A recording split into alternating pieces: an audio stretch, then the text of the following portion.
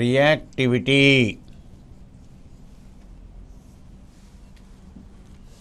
In chemistry, mainly inorganic and organic, we have two types of questions distinctly. One is theoretical questions. The other one are reactions. What do you mean by theoretical questions? For instance, in our earlier classes, we have discussed SO2. So many things about SO2 we discussed. To start with, the oxidation state sulfur plus 4 and the structure double bond O, double bond O. It has 2 sigma bonds and 2 pi bonds, and sulfur has a lone pair, 2 bond pair and 1 lone pair, therefore it has a bent structure. The geometry, the sigma bonds, the pi bonds, lone pair, oxidation state, and one of the pi bonds is indeed a d pi p pi bond, a pi bond in which d orbital of sulfur is involved. And since you have a lone pair, wherever there is a lone pair, the molecule is said to be polar, except of course XeF2 and XeFO. If you have a lone pair, the molecule is said to be polar. So these are all theoretical aspects. And one more, this sulfur dioxide is diamagnetic. How can we know? You know, the total number of electrons is odd number, diamagnetic. So we discussed the structure, the shape, the hybridization, whether it is polar or not, the number of d pi p pi bonds, and the hybridization 6 plus 0 by 2, which is 3 sp2. So the formula for hybridization, the rule for polarity, the number of d pi p pi bonds, the number of lone pairs, the structure, the oxidation state, the magnetic nature, and you also know that sulfur dioxide is an acidic oxide. How can you know that? Acidic. Acidic because it is a non-metal oxide, and it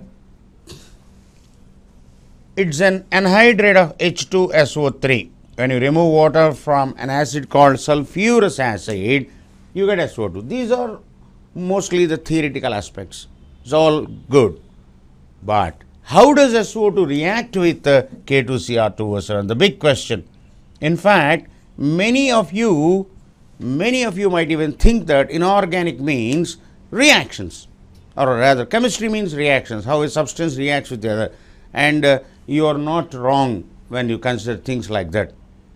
So we indeed spent a lot of time in theoretical aspects, but only these theoretical aspects only will decide the reactivity. So we have to learn reactions not in isolation, not one reaction after the other, which will become our task very difficult, very difficult. Like there are so many reactions, how can we remember all those things? We can only know the mentality of an element, mentality of a compound, why compounds and elements react the way they do. So SO2, you have sulfur in its plus 4 oxidation state, and you already know there is a lone pair which will cause repulsion to the bond pairs. Therefore, the mentality of SO2 is more to use those 2 electrons also. So we study the reacting mentality, which is called reactivity, and that's how only we go about the task of reactions of organic and inorganic basically, right.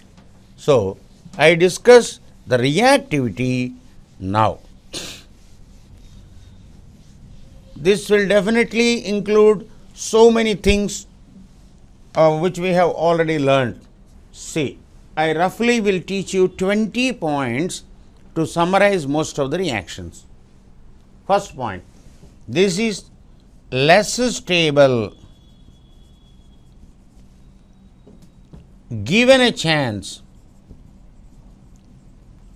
What do you mean by given a chance?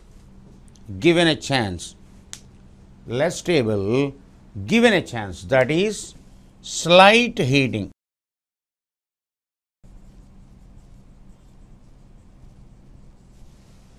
Given a chance, that is slight heating, Because I insist on this point, slight heating, because when you heat very strongly, you don't know what might happen. Anything may happen.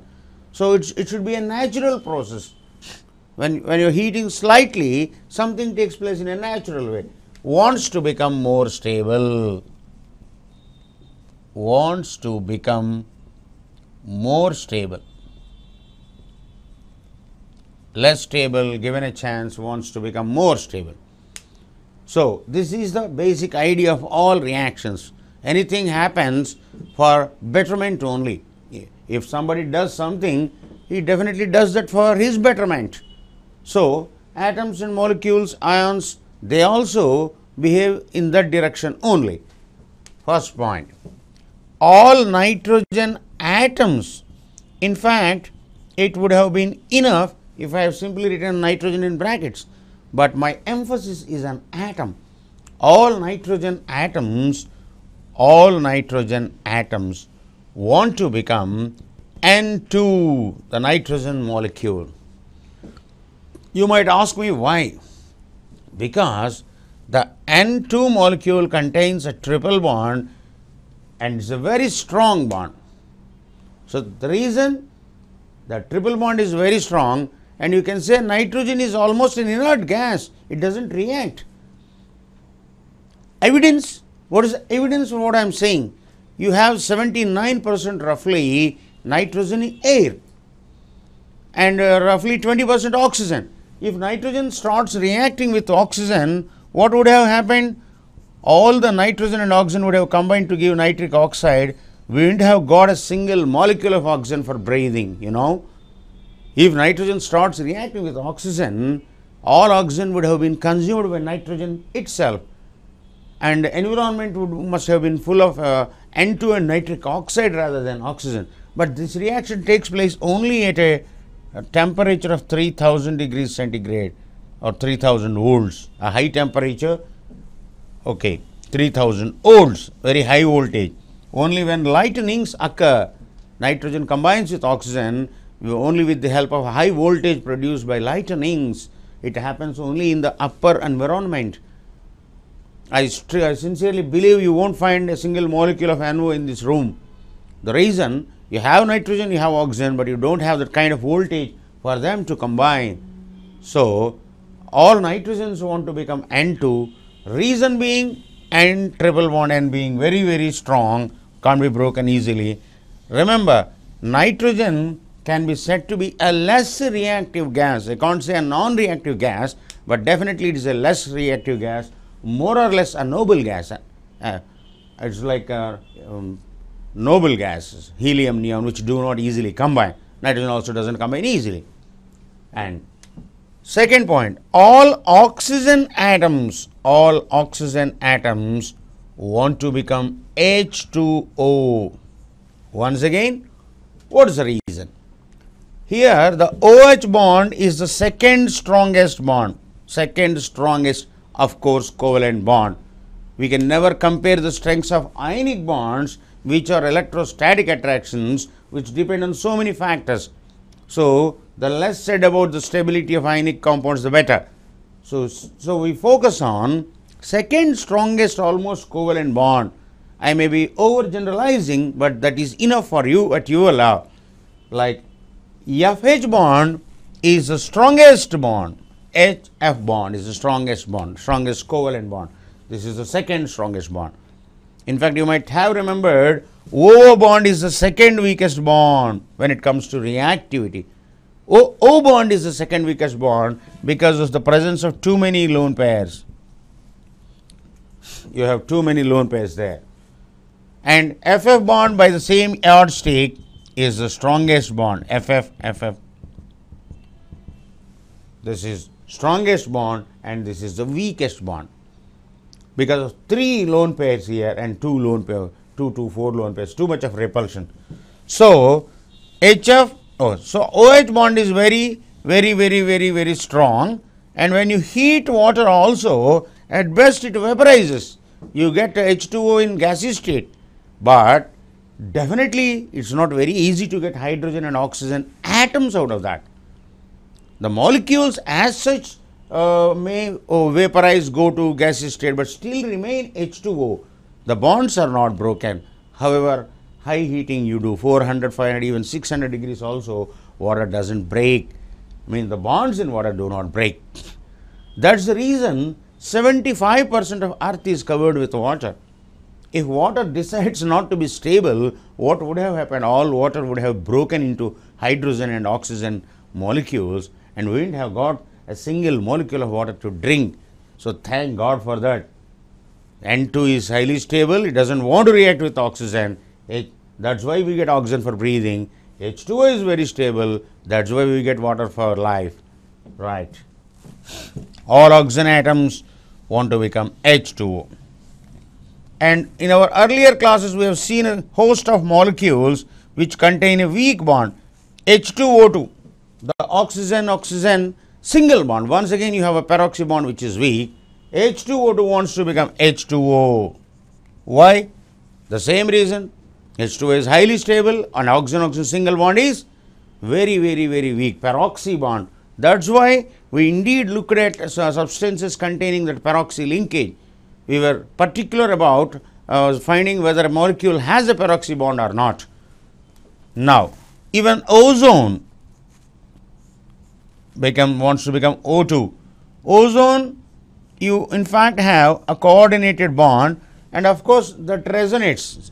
It's not always a double bond, it's not always a single bond. The double bond will shift there and the A2 bond will be shifting. So it's like a 1.51, 1.5 bond. So once again, oxygen-oxygen single bond is also once again weak.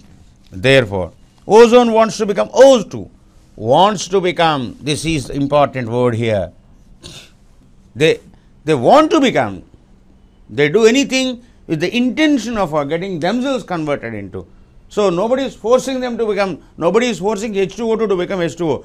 It itself wants to become H2O, wants to become H2O, and it gladly gives you oxygen, you know. If you want, it can gladly give you an oxygen atom.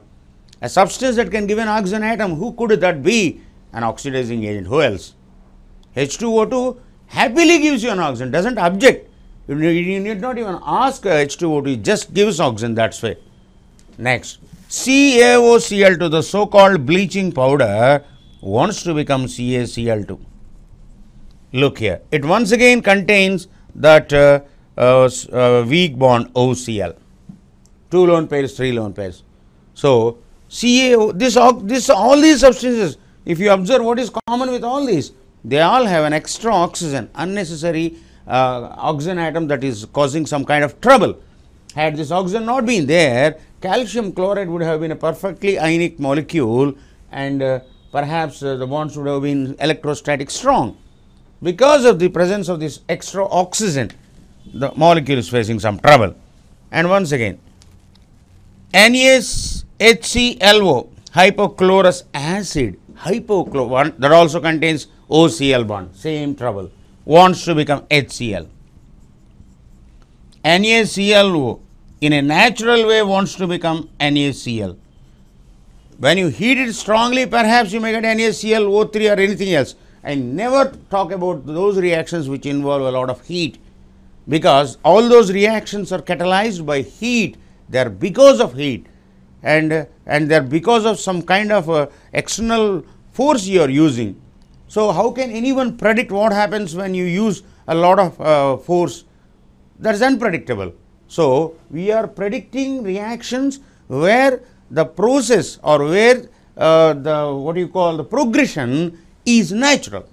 Never ask me about unnatural reactions. I am not a case for that. Perhaps you may have to memorize. That's why people will tell you, you have to memorize a lot in chemistry. That is not true. 75% of the reactions can be predicted in a natural manner. Of course, there are maybe 50, 60 reactions where a lot of heat is involved and where the products are quite unpredictable. Suppose if I take a big glass object and throw that from a 7-story building, what will happen to that? Who knows? It may break into 100 pieces, 1000 pieces. So never go after such reactions. It's like going after mirages in a desert. For example, H3PO3 heating to 450 degrees. What will happen? How can I know? Anything can happen. 450 degrees, it's no less temperature. At this temperature, anything will happen, but thankfully, I think our NCERT has mentioned all the oxy acids of phosphorus in their intermediate oxidation state. Here phosphorus is in +3 state, +3, whereas phosphorus can go as low as -3 and as high as +5. Here it is in +3 state. So, NCERT it is mentioned that whenever there is an oxy acid of phosphorus in intermediate oxidation state, it will go to the least pH 3 and to the highest H3PO4. Okay, that statement perhaps will help remember a few reactions, but they are, I don't think they are of great significance. No doubt the statement is good, no doubt statement is valid, but that you can't generalize all such reactions. It is only with phosphorus once again. I can't say the same with nitrogen. Suppose there is a molecule of nitrogen in intermediate oxidation state, I cannot predict its reactivity. Now, PbO2 wants to become PbO. You must have seen why. Why? If you remember, it is inert pair effect at work, +4 +2, +4 +2, because lead doesn't prefer a higher oxidation state, also wants to become, so this is inert pair effect.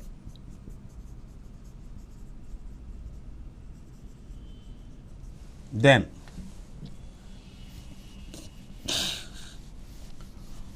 all peroxy substances want to become oxy. All peroxy substances want to become oxy substances. What is a peroxy substance? A substance which is containing the weak oxygen single bond. So, what is common among all these? H2O2, O3, CaO, Cl2, HClO, NaClO, PbO2. These are all less stable due to extra oxygen. Less stable due to extra, I would rather say an unnecessary oxygen, and these are obviously more stable. So, any reaction involving H2O2, it is not very difficult for us to predict one of the products, it is H2O all the way. If you find H2O2 on the left side, most cases you see H2O on the right side. Right. So, what do you mean by less stable, more stable? How can you decide on stability? Very simple. Among these compounds H2O2, H2O, O3, O2, which are the ones you have learnt in your earliest classes? Did you study H2O2 in your class 6 or class 7, or H2O you studied in 6th or 7th or 8th, class 6, class 7, class 8? So, you have studied these only. Why are you taught these molecules at a very early age in your life? Because they are everywhere around you. Who doesn't know water? Who doesn't know sodium chloride, the salt? We all know these molecules, and because they are present everywhere in the world around us. Why are they present everywhere? Because they are more stable. The more stable. H2O2 is not stable. You can't see that everywhere. Even if you keep a bottle of H2O2, no guarantee it will remain H2O2 after 10 days. A bottle of H2O2 will automatically become H2O. So, and we are worried about the depletion of ozone layer, ozone getting converted to O2. Therefore, these are all molecules which are stable. Therefore, the compounds you study in your earlier classes are more stable, and you can generalize that way. Whatever you study in class 8, 9, 10, they are definitely more stable than what you study in 11th, 12th and further on. And beyond your JE level chemistry, you might even be talking about very unstable compounds, intermediates, reaction intermediates which do not live longer, they do not have a long life because they are further unstable, further less stable. Therefore, this is the reactivity of these substances. We will apply all these principles. I would not say these are principles, at least some insight into reactivity, and there definitely can be some variations. Let us not bother about the variations. Right. A second set of ions. Ferrous wants to become ferric ion. Ferrous ion wants to become ferric. Why? It is easy to understand. Because it has a 3d6 configuration, and By losing one more electron, it becomes 3d5 half filled. It gets that half filled configuration. Therefore, ferrous wants to become ferric in a natural way. So, how can ferrous become ferric? By losing one more electron. If you remember, one who gives electrons is called a reducing agent. Therefore, any question, if you see ferrous on the left side, you can easily imagine ferric is going to be on the other side. Suppose there is a reaction between a solution of ferrous sulfate and a solution of permanganate. You might even say, of course, with the help of acid, you can definitely get ferric as one of the products. Sir, how are you so sure? Yeah, ferrous wants to lose electrons and permanganate is somebody who can gain electrons. I will tell you why permanganate gains electrons a little later. Okay, so we will discuss these examples which might suit 75% of the reactions, and it's enough for you to learn 75% reactions hardly in 1.5 hours. At best, I will teach this reactivity for an hour and a half. So, if you can learn 75% of reactions in hour and a half, for which you might otherwise need to spend more than 100 hours, you should be at least be convinced with that. Don't ask me about the remaining 25%, where there is no, cannot be predicted. They are condition forced. They are forced because of high temperature pressures. By using high temperature pressure, anything can happen. So, I definitely cannot predict reactions where there is no what you call generalization. Now, ferrous wants to become ferric. SN2 plus wants to become SN4 plus. Once again, another reducing agent. Why? Here is the case, inert pair effect. No, it has no inert pair effect and wants to get rid of lone pair. Wants to get rid of lone pair. It's not just tandem. Perhaps all non-metals want to use as many electrons as possible. For example, SnCl2 is not happy the way it is. Why? There is a lone pair bothering. Therefore, it wants to use those 2 electrons also. It's not just with tandem. Of course, tandem is a metal, but it has got some non-metallic properties also. So, all non-metals, they want to use as many electrons as possible to get rid of those unused pairs of electrons which might otherwise disturb the structure. Sn2 plus wants to become Sn4 plus. Next, Pb4 plus we already mentioned wants to become Pb2 plus.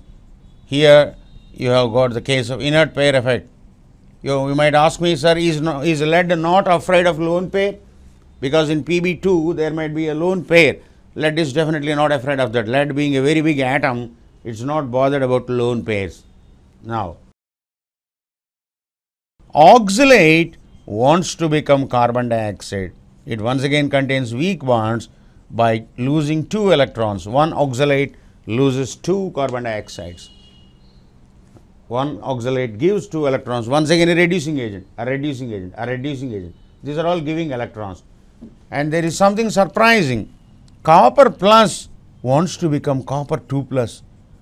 Despite D10, copper plus has a stable D10 configuration.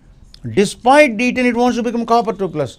Isn't it surprising? A D10, a completely filled orbit wants to become D9. Definitely it is surprising, but there are other reasons than this just electronic configuration. Here, small ions are more hydrated. Copper 2 is smaller than copper 1. This is smaller than this one, and this gets more hydration energy. Small ions are more hydrated. So, if you remember, these are all principles we studied in the theoretical aspect only. We discussed the existence of lone pairs. We discussed the existence of stable configurations. So, all the theoretical points we have taught, they are reflected in reactivity. What else reflects? So, why ferrous behaves the way it do? Because of its theory only. Somebody told him, you get D5, you would be stable, you would be happy. Therefore, the theoretical aspects are also equally important. The hybridization, the lone pairs, the presence of lone pair, which will cause repulsion to the geometry. So, that is why we are able to generalize that non-metals want to use as many bonds as formed. They want to form as many bonds as possible. to get rid of lone pair. That's another generalization which will help us to understand many reactions.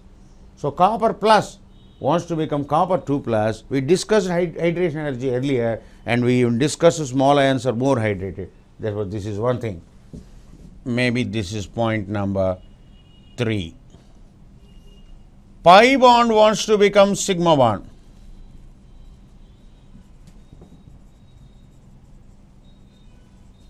Why?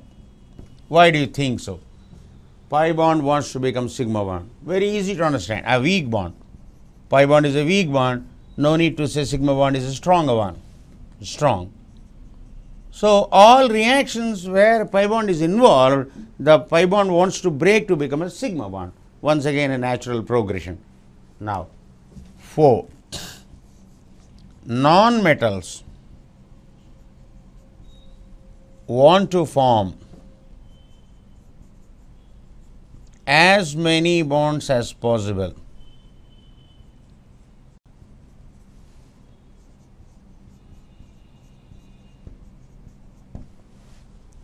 Why? To get rid of lone pairs.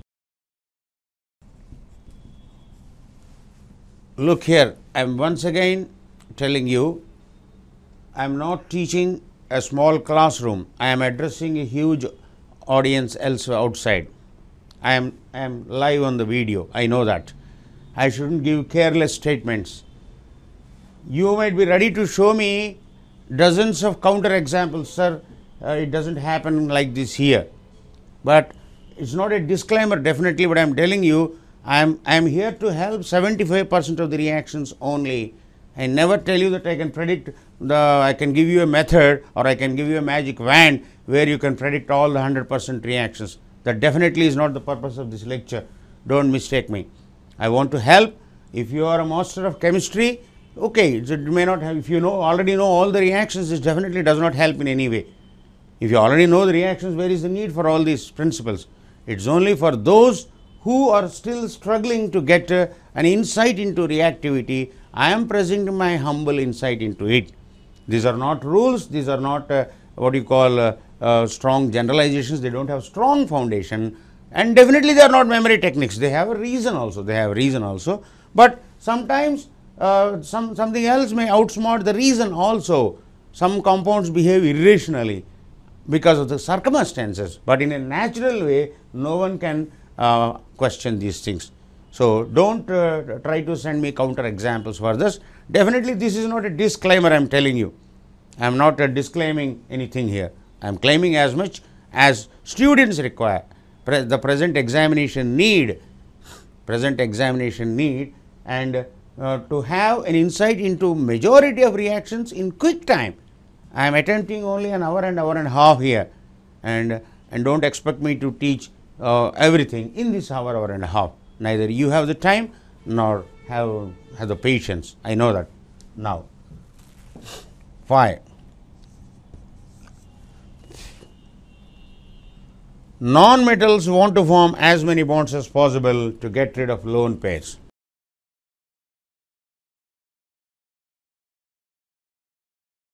Compounds in maximum oxidation state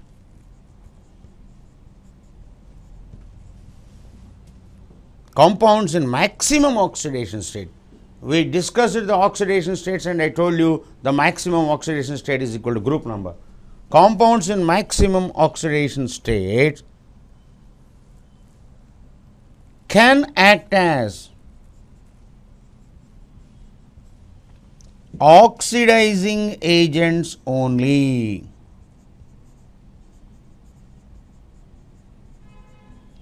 At the back of your mind, you should always have this. Without this, perhaps reducing agent behind every natural reaction, you should have this. Reducing agent is one who gives electrons. I discussed this earlier, but you have this behind the back of your mind. Every reaction, one who gives electrons. Compounds in maximum oxidation state can act as oxidizing agents only. Listen to me. I never said they act as oxidizing agents. if they want, they can act as oxidizing agents only. They have no choice but to behave as oxidizing agents. Okay, what does it mean? They cannot act as reducing agents. What is the meaning of this? They cannot act as reducing agents. Listen. So, why? It's very sensible, very easy to understand. Look here. You have a manganese atom here whose electronic configuration is argon 3d5 4s2. Listen.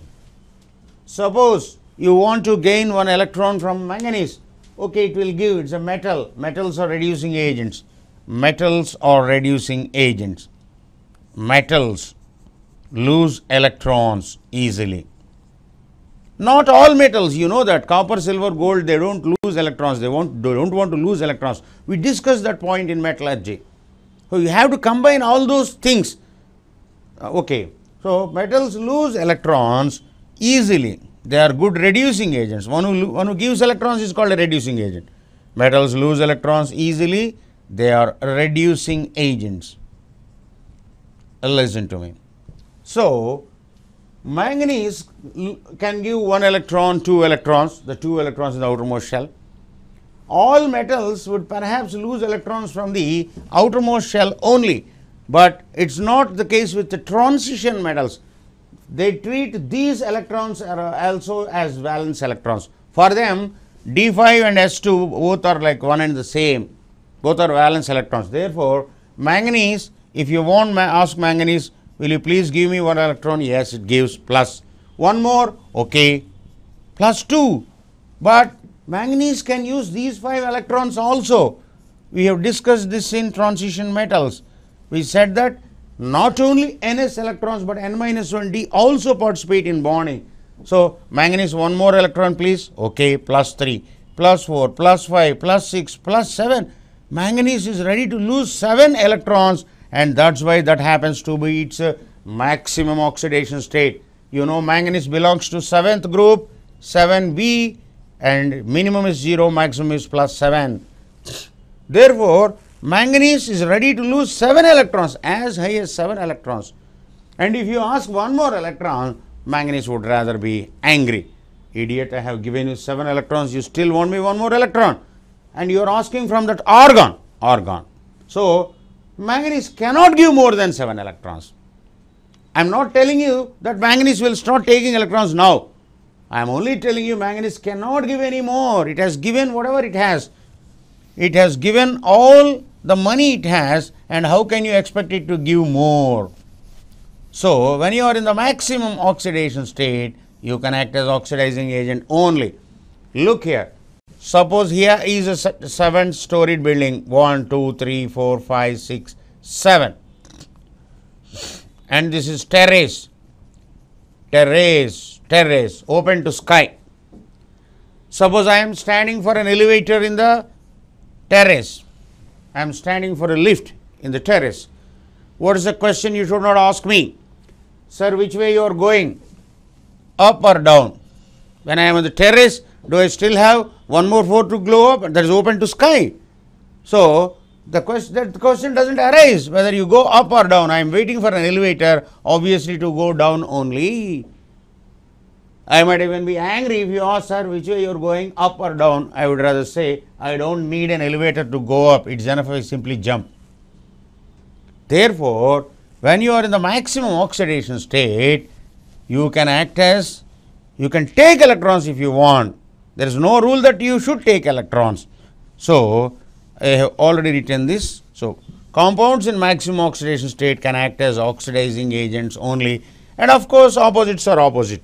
Minimum oxidation state, when you are in the cellar, in the groundest floor, it is the cellar. There is no question of going down, you can only go up. So, minimum oxidation state, you can go up only. How can you go up? When you are in minus 2, how can you go to 0? By losing those 2 electrons. What is minus 2? A gain of 2 electrons. From a gain of 2 electrons to 0 means losing 2 electrons. So, when you are in the minimum, you lose electrons to go up, and when you are in the maximum, you take electrons to go down. You use the opposite direction.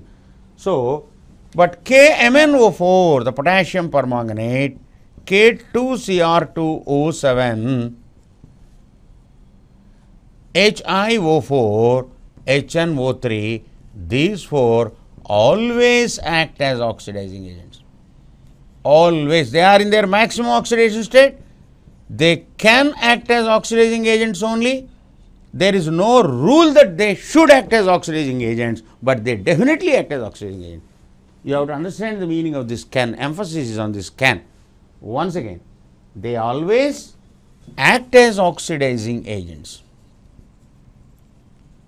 Listen, they have reached their maximum. There is no reason for them to come down. If they want, they can stay there in the maximum, they can stay there in the terrace only. But they definitely will not assert their right to stay there. They will come down if necessary. How can they come down? From +7 to +6 to +5 to +4. How? By taking electrons. And one who takes electrons is called, I won't define it that way, one who gives electrons is called a reducing agent, and opposites are opposite. I told you, one who gives electrons is a reducing agent. And HClO4, H3PO4, they are in their maximum oxidation state. They never act as oxidizing agents. Means they have reached the top and they remain at the top forever. Means it's not, you cannot bring them down easily, I repeat, in a natural way. Don't tell me, sir, I will heat H3PO4 and anything will happen. When you heat, anything can happen. Don't talk me about reactions involving high energies. So they never act as oxidizing agents. They never act as oxidizing agents. Okay, that's okay. To give it a finality, I am writing natural way. In a natural way, reactions in a natural way. I am not teaching unnatural reactions. I can only teach you normal reactions, and definitely abnormal reactions. Abnormal in the abnormal itself means they are abnormal. I am not an abnormal person. Now, HClO4, H3PO4 never act as oxidizing agents. So, reactivity, reactions which take place naturally. I think this will settle all your doubts. Sir, H3PO4 on heating will give pH3 also. Okay, on heating anything can happen. Okay. I am not discussing that aspect. H2SO4. So, these are compounds in maximum oxidation state. So, they have reached their peak, but they are ready to, they have reached their peak, and when you reach the peak, you can come down or you can stay there. You have two choices, stay there. Sir, I have reached the peak, what shall I do? Stay there or come down? What else can you do? You can't go further up.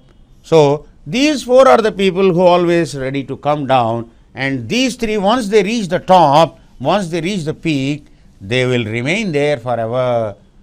Means you cannot bring them down. Right. The word, technical word is they are stable. They are stable. I don't want to use that word. Never act as. H2SO4 rarely acts as oxidizing agent. Occasionally acts as oxidizing agent against cyanide, bromide, iodide. Against these three, that will act as an oxidizing agent. Cyanide, bromide, iodide, yes. H2SO4, though in its maximum oxidation. So, most of the time H2SO4 behaves like a spectator, in the sense it does not do anything. H2SO4 remains there itself most of the time. But with cyanide, bromide, iodide, it will come down, it will take electrons. These two will not take electrons from anyone, these two will take electrons from anyone. Okay, the question is, sometimes manganese takes 5 electrons, sometimes 3. I am not discussing the different abilities. I am just telling you the natural way. When does it accept 5, when does it accept 3? Okay, that we will discuss later. Now, H2SO4 against cyanide, of course, when heated, when cyanide heated, it will act as an oxidizing agent. Perhaps the 7th point, metals are reducing agents. This is the 7th point. Minimum oxidation state, you can act as, no need that you should act as, you can act as reducing agents only. Look here, In NH3, ammonia is in its minimum -3 state, but ammonia doesn't behave as a reducing agent. It doesn't give electrons easily. Ammonia remains ammonia. What is the nature of ammonia? We discussed more things about ammonia. Ammonia, its main worry is to get rid of the lone pair. Ammonia is worried about losing the lone pair. So, don't tell me, sir, ammonia is in minimum state, therefore it will act as a reducing agent. I never said that when you are in minimum, you act as a reducing agent. I only tell you that you can act as reducing agent only. Means you cannot act as oxidizing. If you understand this statement, perhaps you can answer 25% of the reactions very easily. I am not saying you should act as reducing agent. There is no compulsion. When you are in the minimum, stay there or come up. I am only telling you, you don't have a lower floor than that. When you reach the cellar of a building, cellar, the parking area, and you can't go down. That's what I am saying. That is the least possible place. I mean, groundest floor. Now, reducing agents only. 8. Minimum oxidation state, you can act as reducing agents only. Okay, let me discuss a few reducing agents. Like H2S is always definitely a reducing agent, H2S. HI is a very popular reducing agent, hydrogen iodide. Iodine is in -1 state, it will definitely act as reducing agent. But I can't guarantee the same with HF. HF will never act as reducing agent. HF, you have an F minus, F minus will never give electrons. F minus is humanly impossible to make F minus to F2. 2F minus to F2 is impossible. And a person who indeed did that was given a Nobel Prize, Moisen in 1906 perhaps. He uses so much of so many special conditions to actually manufacture fluorine. Manufacturing fluorine is an uphill task. Therefore, I never tell you when you are in the minimum, you are forced to lose electrons. I definitely will not say that.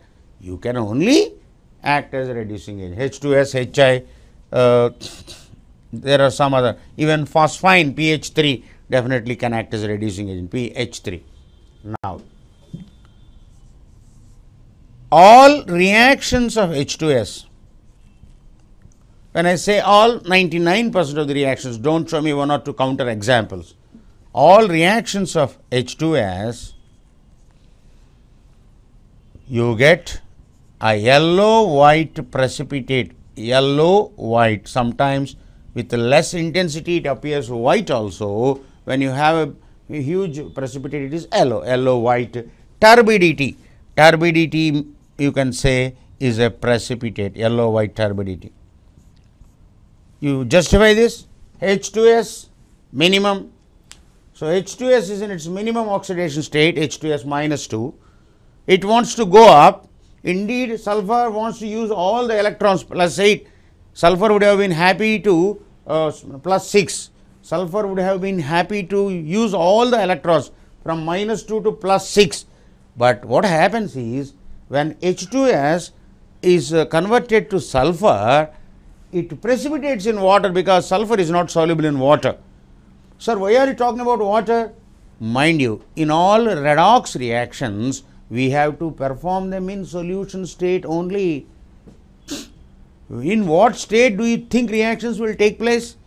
Just imagine, if you mix these two solids, what will you get? Nothing. These two solids are mixed. What will you get? Nothing. So, when will reaction, in what conditions reactions take place?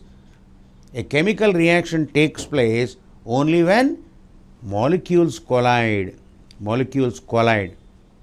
So, where can they collide? Either in the gaseous state or in solution state, mind you. Even in liquid state also, the movement is not random. The liquid state. Solute particles, what is a solute particle? Suppose when you add glucose molecule in water, what happens? Glucose will be moving in all directions. So, solute particle is something which moves freely in a solvent. What is a gas molecule? A molecule that moves freely. What is most important? You should move freely. You should move in a zigzag manner so that you will be able to collide, and only collisions lead to chemical reaction. Therefore, this H2S must be combined with some kind of solution. Therefore, by trying to go to the plus 6 state, sulfur actually precipitates. So, you will see sulfur in most of the reactions of H2S. You roughly have 20 reactions of H2S, and I do not think there is no reaction which some other product is there. Even if it is there, I can't help that. I can only teach you what happens in a natural way. H2S, you are heating somebody with K2Cr2O7, okay, sulfur will become, even that sulfur also burns. Suppose you are heating in solid state, that sulfur will burn. That is no big deal. Anybody knows sulfur burns to give SO2 if you heat it further, SO3.